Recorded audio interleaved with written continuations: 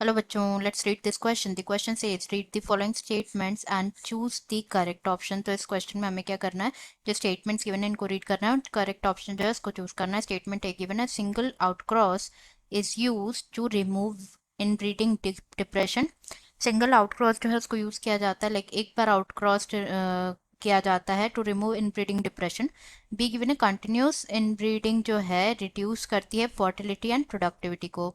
तो option given है यहाँ, first only statement A is correct, second में गिवन है only statement B is correct, third में गिवन है both statement A and B are incorrect, and fourth में given है both statement A and B are correct. तो सबसे पहले अगर हम बात करें इस क्वेश्चन में की कॉन्सेप्ट की, तो जो की कॉन्सेप्ट इस क्वेश्चन में यूज किया गया है दैट इज इन ब्रीडिंग। की concept is in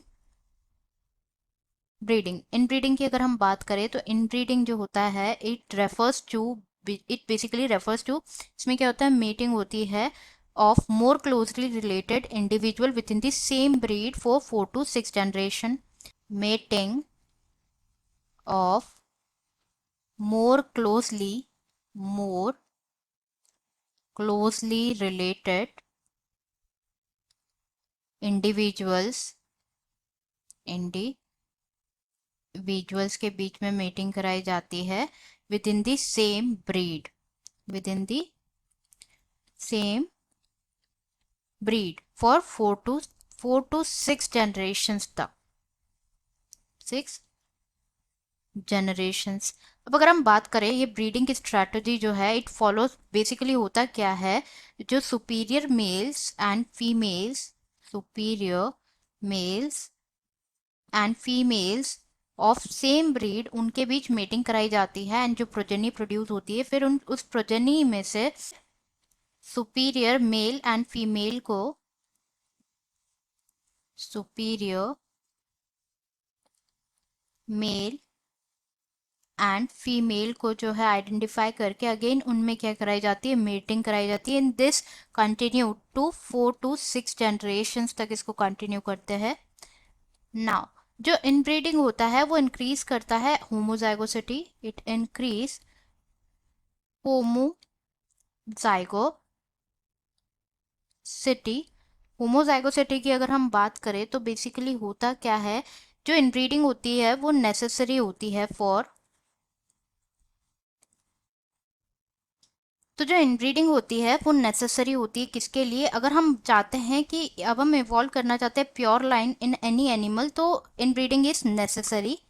and also ये क्या करती है, इनब्रीडिंग एक्सपोज करती है, it exposes harmful recessive trait, harmful recessive trait को एक्सपोज करती है ऑफ लेस डिजायरेबल जीन्स। तो देयरफॉर ये अप्रोच जो होती है, this there is a selection at each step जो कि इंक्रीज करते productivity of inbreed population. Now अगर ये जो continued inbreeding, specially close inbreeding जो होती है, क्लोज इनब्रीडिंग जो होती है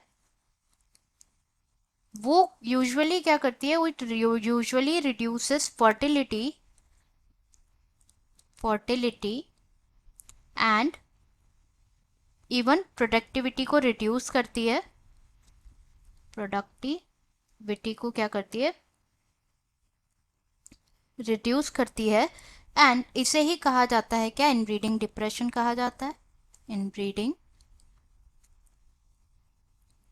डिप्रेशन कहा जाता है। ना जब भी ये प्रॉब्लम अराइज होए तो क्या करना चाहिए, बेसिकली जो सेलेक्टेड एनिमल्स होते हैं, सेलेक्टेड एनिमल्स जो होते हैं ब्रीडिंग पॉपुलेशन में से, उनकी मेटिंग करा देनी चाहिए किसके साथ, अनरिलेटेड सुपीरियर एनिमल्स के साथ, अनरिलेटेड सुपीरियर एनिमल्स के साथ। मतलब दोनों ही क्या हो गए, दोनों ही डिफरेंट ब्रीड के हो गए। तो इस प्रोसेस को बोला जाता है out breeding, out breeding. And जो आउट ब्रीडिंग होता है, it is further of 3 types, that is out crossing, cross breeding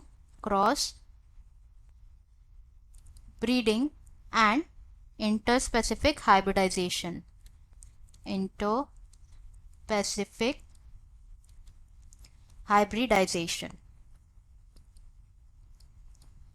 तो अब हम यहाँ पे जो हमें स्टेटमेंट्स गिवन है वो देख लेते हैं एक बार। फर्स्ट गिवन है single outcross is use to remove inbreeding depression.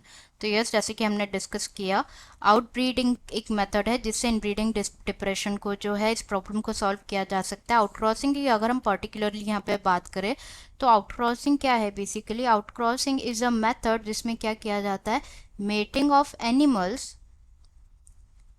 Mating of animals within the same breed, within the same breed, but जो ancestors होते हैं but having no common ancestors on either side, common कोई भी ancestors नहीं होने चाहिए but having no common ancestors। तो ये तो हो गई बात आउटक्रॉसिंग की। तो फर्स्ट स्टेटमेंट क्या है? फर्स्ट स्टेटमेंट ट्रू है। बी में गिवन है कंटिन्यूड इनब्रीडिंग रिड्यूस कर देती फर्टिलिटी और प्रोडक्टिविटी दोनों को ही, तो ये भी स्टेटमेंट करेक्ट है। तो करेक्ट आंसर हमारा हो जाएगा यहाँ पे fourth, that is both statement A and B are correct. Answer is fourth, answer is fourth, both statement